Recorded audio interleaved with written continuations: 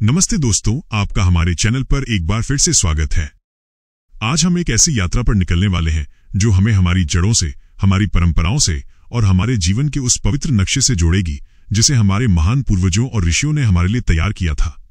आज की इस भागदौड़ भरी, आधुनिक और अक्सर तनावपूर्ण जिंदगी में क्या हम कभी रुककर सोचते हैं कि हमारे जीवन का गहरा अर्थ क्या है?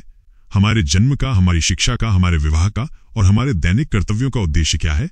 क्या ये केवल सामाजिक या जैविक घटनाएं हैं या इनके पीछे कोई गहरा आध्यात्मिक रहस्य छिपा है?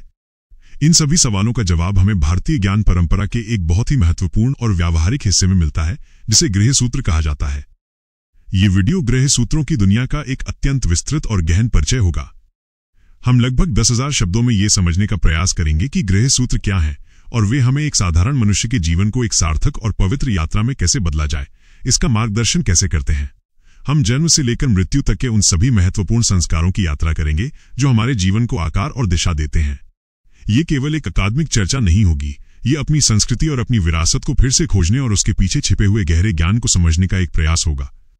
तो चलिए, पूरी श्रद्धा और जिज्ञासा के साथ हम अपने पूर्वजों द्वारा दिए गए जीवन जीने की इस अद्भुत कला को सीखने की शुरुआत करते हैं। भाग 1, भूमिका, गृह सूत्र क्या है और संस्कारों का महत्व। अपनी यात्रा शुरू करने से पहले हमें यह समझना होगा कि गृह सूत्र क्या है और भारतीय ज्ञान के विशाल वृक्ष पर उनका स्थान कहाँ है।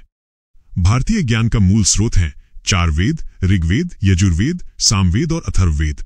वेद ज्ञान का सैद्धांतिक और दार्शनिक आधार है, लेकिन वेदों के इस ज्ञान को वास्तविक जीवन में कैसे लागू किया जाए, इसके लिए वेदांगों की रचना की गई।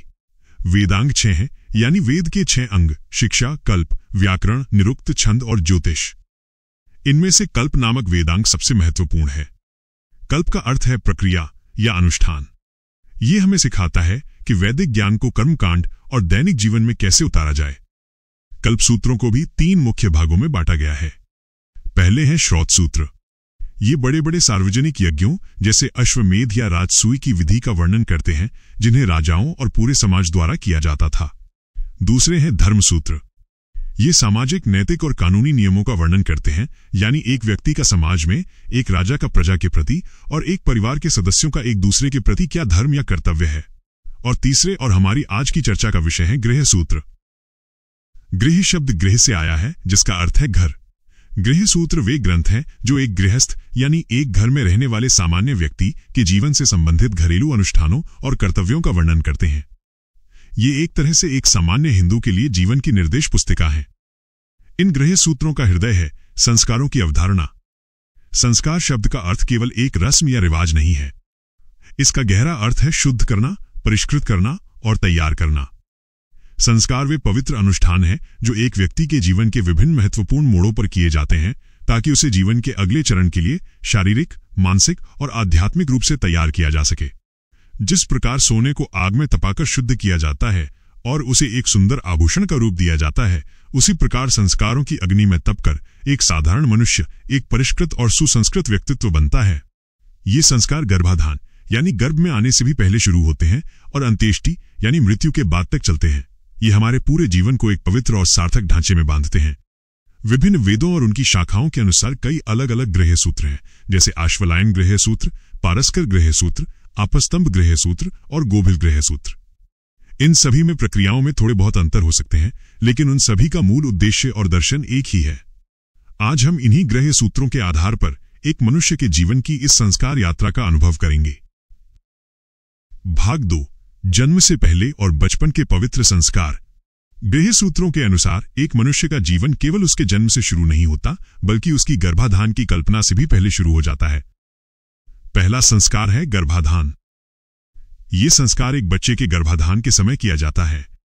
ये केवल एक शारीरिक क्रिया नहीं है, बल्कि इसे एक अत्यंत पवित्र और आध्यात्मिक कर्तव्य माना गया है। इस संस्कार के माध्यम से माता पिता देवताओं से प्रार्थना करते हैं कि उनके गर्भ में एक स्वस्थ, बुद्धिमान और गुणी आत्मा का प्रवेश हो। वे अपने मन और शरीर को शुद्ध करते हैं और एक दिव्य चेतना को अपनी संतान के रूप में आमंत्रित करते हैं। ये संस्कार इस गहरे विश्वास पर आधारित है कि एक बच्चे का भविष्य केवल उसकी परवरिश पर ही नहीं, बल्कि उसके जन्म से पहले के माता पिता के विचारों और भावनाओं पर भी निर्भर करता है। दूसरा संस्कार है पुंसवन। यह संस्कार गर्भ के 3 या 4 महीने में किया जाता है। इसका मुख्य उद्देश्य गर्भ की रक्षा करना और एक स्वस्थ और मजबूत संतान की प्राप्ति के लिए प्रार्थना करना है। तीसरा संस्कार है सीमंतोन्नयन।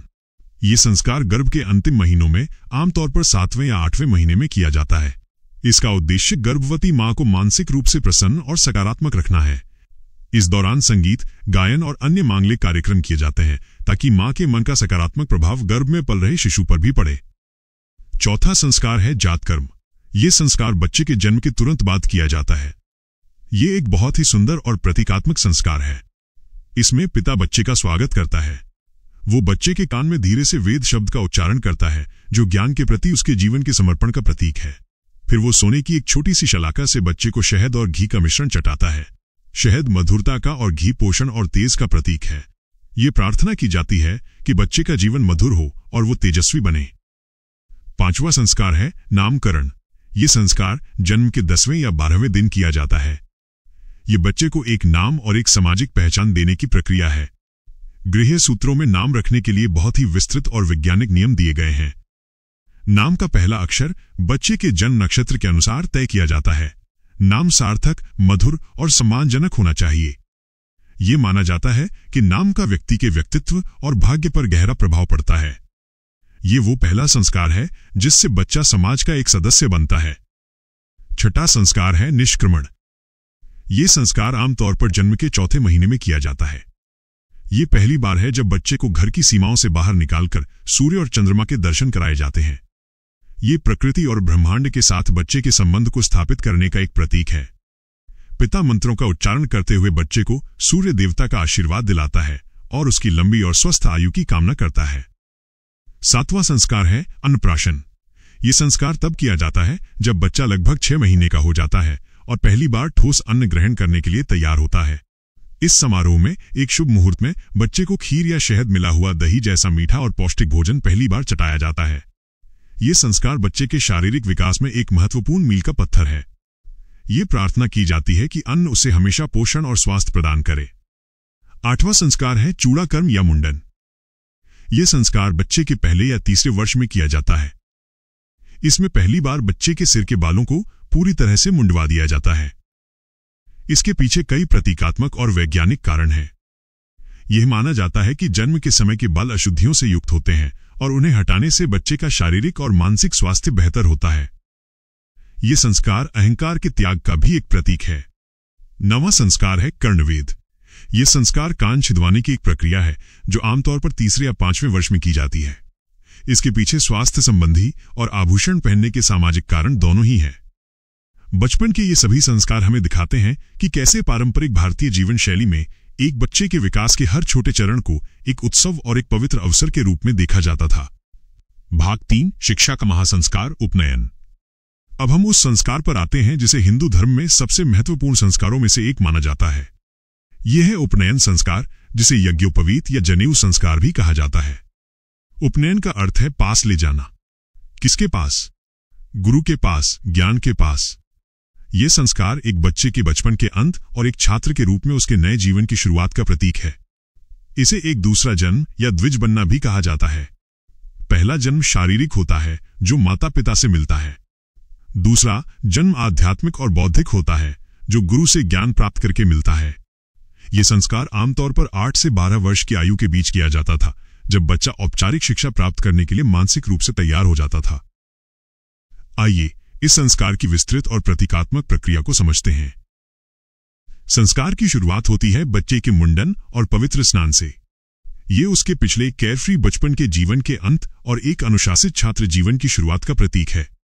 फिर बच्चा अपने गुरु या आचार्य के पास जाता है और उनसे उसे अपने शिष्य के रूप में स्वीकार करने का अनुरोध करता है। गुरु उसकी योग्यता का आकलन करने के बाद उसे स्वीकार करते हैं। इस संस्कार का सबसे महत्वपूर्ण और दृश्यमान हिस्सा है यज्ञोपवीत का धारण करना। यज्ञोपवीत, जिसे हम आम भाषा में जनेऊ कहते हैं, वो 3 पवित्र धागों से बना एक सूत्र होता है जिसे बच्चा अपने बाएं कंधे से दाईं कमर की ओर पहनता है। यह केवल एक धागा नहीं है, ये बहुत गहरे प्रतीकों से भरा हुआ है। इसके 3 धागे 3 ऋणों का प्रतीक हैं, जिन्हें हर मनुष्य को अपने जीवन में चुकाना होता है। देव ऋण, देवताओं के प्रति ऋण, ऋषि ऋण, ऋषियों और ज्ञान परंपरा के प्रति ऋण, और पितृ ऋण, अपने पूर्वजों के प्रति ऋण। ये 3 धागे 3 गुणों, सत्व, रजस और तमस पर नियंत्रण पाने का भी प्रतीक हैं। ये ब्रह्मा, विष्णु और महेश, इन 3 देवों का भी प्रतीक माने जाते हैं। यज्ञोपवीत धारण करने वाला व्यक्ति अब एक ब्रह्मचारी है, एक छात्र है जो ज्ञान प्राप्त करने और एक अनुशासित जीवन जीने का संकल्प लेता है। इसके बाद इस संस्कार का सबसे गुप्त और सबसे शक्तिशाली क्षण आता है। गुरु शिष्य के कान में धीरे से गायत्री मंत्र का उपदेश देते हैं। गायत्री मंत्र को वेदों का सार और सबसे शक्तिशाली मंत्रों में से एक माना जाता है और उसका सरल अर्थ है, हम उस प्राण स्वरूप, दुख नाशक, सुख स्वरूप, श्रेष्ठ, तेजस्वी, पाप नाशक, देव स्वरूप परमात्मा को अपनी अंतरात्मा में धारण करें।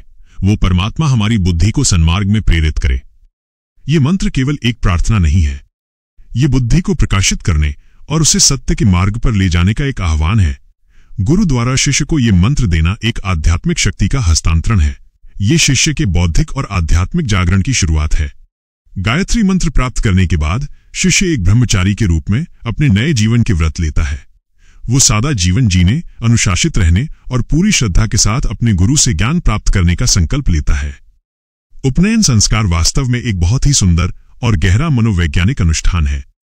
ये एक बच्चे को ये एहसास कराता है कि अब वो बड़ा हो रहा है और अब उसके जीवन का एक नया और गंभीर चरण शुरू हो रहा है, जिसका उद्देश्य है ज्ञान प्राप्त करना और एक जिम्मेदार व्यक्ति बनना।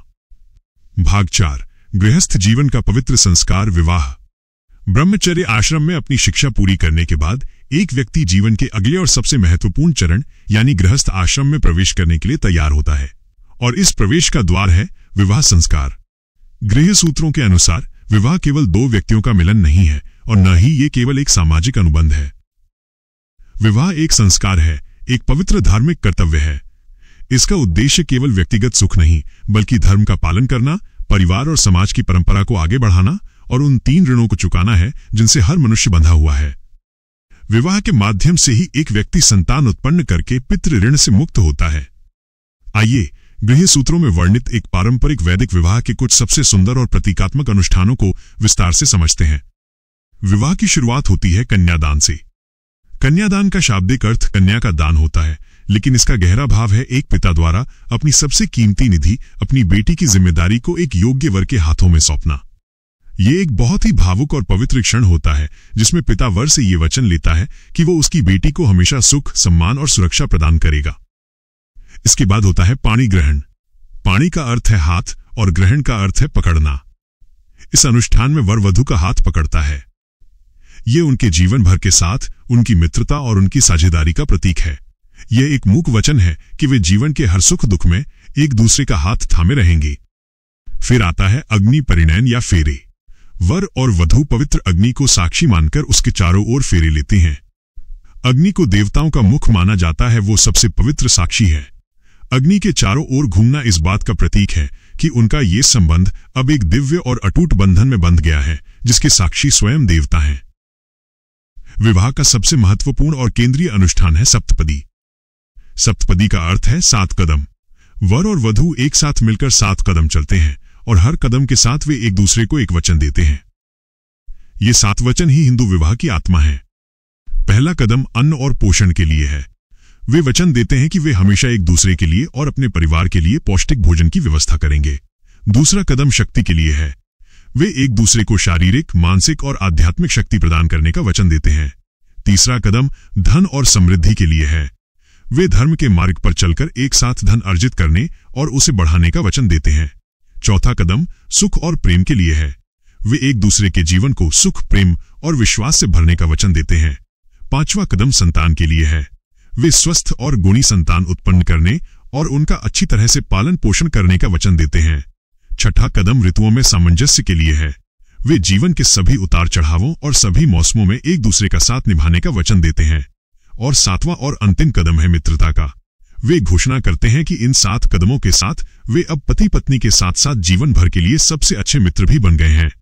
ये 7 वचन एक सुखी, संतुलित और सार्थक वैवाहिक जीवन का एक पूरा खाका प्रस्तुत करते हैं। इन मुख्य अनुष्ठानों के अलावा भी कई अन्य सुंदर रस्में होती हैं, जैसे लाजा होम जिसमें वधू अग्नि में खील की आहुति देती है, और ध्रुव दर्शन जिसमें वर वधू को ध्रुव तारा दिखाता है जो स्थिरता और अटलता का प्रतीक है। ये सभी अनुष्ठान मिलकर विवाह को केवल एक सामाजिक समारोह नहीं बल्कि एक गहरा आध्यात्मिक और परिवर्तनकारी अनुभव बनाते हैं। भाग 5, गृहस्थ के दैनिक कर्तव्य, पंच महायज्ञ। विवाह के बाद जब एक व्यक्ति गृहस्थ बन जाता है तो गृह सूत्र उसे उसके दैनिक कर्तव्यों की भी याद दिलाते हैं। ये कर्तव्य केवल अपने परिवार के प्रति ही नहीं बल्कि पूरे समाज, पूरी प्रकृति और पूरी ज्ञान परंपरा के प्रति होते हैं। इन दैनिक कर्तव्यों को पंच महायज्ञ यानी 5 महान यज्ञों के रूप में वर्णित किया गया है। ये बड़े बड़े यज्ञ नहीं हैं, बल्कि ये छोटे छोटे कार्य हैं जिन्हें हर गृहस्थ को हर दिन करना चाहिए। पहला महायज्ञ है ब्रह्म यज्ञ या ऋषि यज्ञ। ये हमारे उन महान ऋषियों के प्रति हमारे ऋण को चुकाने का एक तरीका है जिन्होंने हमें वेदों और शास्त्रों का ज्ञान दिया। इस यज्ञ को करने का तरीका है हर दिन स्वाध्याय करना यानी पवित्र ग्रंथों का अध्ययन करना और उस ज्ञान को दूसरों तक पहुंचाना यानी अध्यापन करना। दूसरा महायज्ञ है देव यज्ञ। ये देवताओं के प्रति हमारे ऋण को चुकाने का एक तरीका है। देवता वे शक्तियां हैं जो इस प्रकृति का संतुलन बनाए रखती हैं, जैसे सूर्य, वायु और जल। हम घर में छोटी सी पूजा करके या अग्नि में एक छोटी सी आहुति देकर या बस मन ही मन उनका धन्यवाद करके इस यज्ञ को पूरा कर सकते हैं। तीसरा महायज्ञ है पितृयज्ञ। ये हमारे पूर्वजों यानी पितरों के प्रति हमारे ऋण को चुकाने का एक तरीका है। हमारे पूर्वजों के कारण ही हमारा अस्तित्व है। हम उन्हें श्रद्धापूर्वक स्मरण करके, उनके नाम पर तर्पण या श्राद्ध करके और उनके द्वारा स्थापित की गई अच्छी परंपराओं को आगे बढ़ाकर इस यज्ञ को पूरा करते हैं। चौथा महायज्ञ है मनुष्य यज्ञ या अतिथि यज्ञ। यह संपूर्ण मानवता के प्रति हमारे कर्तव्य का प्रतीक है। इसका सबसे सरल रूप है अतिथि सत्कार। हमारे घर पर आए हुए किसी भी अतिथि, विशेषकर किसी जरूरतमंद व्यक्ति को भोजन, जल और आश्रय प्रदान करना मनुष्य यज्ञ कहलाता है। अतिथि देवो भव का महान विचार इसी यज्ञ से निकला है। और 5वां महायज्ञ है भूत यज्ञ। भूत का अर्थ यहां प्रेत नहीं बल्कि सभी प्राणी हैं। ये हमारे अलावा इस पृथ्वी पर रहने वाले अन्य सभी जीवों जैसे पशु, पक्षी और कीड़े मकोड़े के प्रति हमारे कर्तव्य का प्रतीक है। इस यज्ञ को करने का तरीका है हर दिन अपने भोजन में से एक छोटा सा हिस्सा इन प्राणियों के लिए निकालना। गाय को रोटी देना, कुत्तों को भोजन देना, पक्षियों को दाना डालना और चींटियों को आटा डालना, ये सब भूत यज्ञ का ही हिस्सा है। ये पंच महायज्ञ का सिद्धांत एक बहुत ही सुंदर और गहन पारिस्थितिक और सामाजिक दर्शन है। ये हमें सिखाता है कि हम इस दुनिया में अकेले नहीं हैं। हमारा जीवन ऋषियों, देवताओं, पूर्वजों, अन्य मनुष्यों और अन्य सभी प्राणियों के साथ एक गहरे संबंध में बंधा हुआ है और इन सभी के प्रति अपने कर्तव्यों को पूरा करना ही एक सच्चा और सार्थक जीवन जीना है।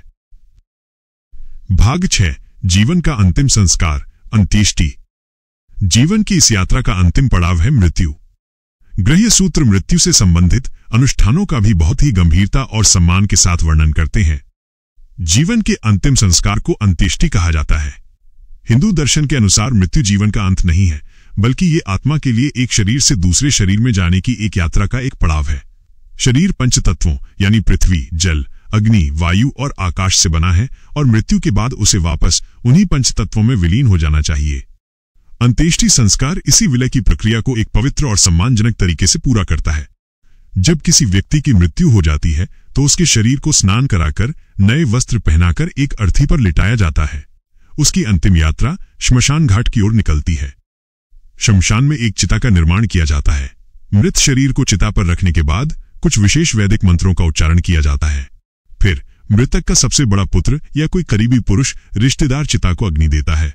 ये एक बहुत ही प्रतीकात्मक कार्य है। अंत्येष्टि को अंतिम यज्ञ माना जाता है। इस यज्ञ में व्यक्ति अपने ही शरीर को अग्नि देवता को समर्पित कर देता है। अग्नि उस भौतिक शरीर को नष्ट करके उसे वापस उसके मूल तत्वों में मिला देती है। यह संस्कार हमें जीवन की नश्वरता और शरीर की क्षणभंगुरता की याद दिलाता है। यह हमें सिखाता है कि हमें इस शरीर से बहुत अधिक मोह नहीं रखना चाहिए, क्योंकि ये एक दिन नष्ट हो ही जाएगा। महत्वपूर्ण है हमारी आत्मा और हमारे कर्म, जो हमारे साथ आगे की यात्रा पर जाते हैं।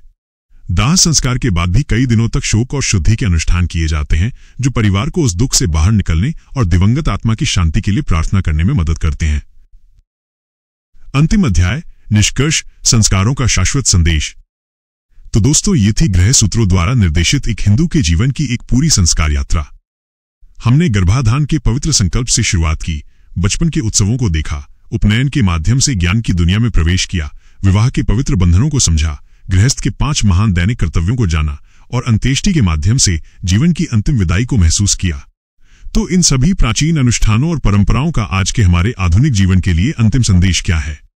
गृह सूत्रों का सबसे बड़ा संदेश ये है कि मानव जीवन एक आकस्मिक घटना नहीं है, ये एक पवित्र और उद्देश्यपूर्ण यात्रा है। हमारे जीवन का हर एक चरण, हर एक मोड़ महत्वपूर्ण और सार्थक है। संस्कार वे मील के पत्थर हैं जो हमें इस यात्रा पर हमारा मार्ग दिखाते हैं। वे हमें याद दिलाते हैं कि हम कौन हैं, हमारे कर्तव्य क्या हैं और हमारे जीवन का अंतिम लक्ष्य क्या है। आज भले ही हम इन सभी संस्कारों को उसी विधि विधान से न करते हों या उनके पीछे के गहरे अर्थ को पूरी तरह से न समझते हों, लेकिन उनका मूल भाव आज भी उतना ही प्रासंगिक है। वे हमें अनुशासन सिखाते हैं। वे हमें अपने परिवार और समाज के प्रति हमारी जिम्मेदारियों का एहसास कराते हैं। वे हमें हमारी संस्कृति और हमारी जड़ों से जोड़ते हैं। और सबसे बढ़कर वे हमारे जीवन के भौतिक और जैविक पहलुओं को एक गहरा आध्यात्मिक अर्थ प्रदान करते हैं। वे हमें याद दिलाते हैं कि हमारा जीवन केवल खाने, सोने, काम करने और पैसा कमाने के लिए नहीं है, बल्कि ये एक आध्यात्मिक यात्रा है, खुद को परिष्कृत करने और अपनी उच्चतम क्षमता तक पहुंचने का एक अवसर है। तो आइए हम अपने पूर्वजों द्वारा दिए गए इस ज्ञान के नक्शे को फिर से खोलें। हम अपने जीवन के महत्वपूर्ण क्षणों को केवल एक घटना के रूप में नहीं, बल्कि एक संस्कार के रूप में देखें और अपने हर दिन को एक यज्ञ की भावना से जीने का प्रयास करें।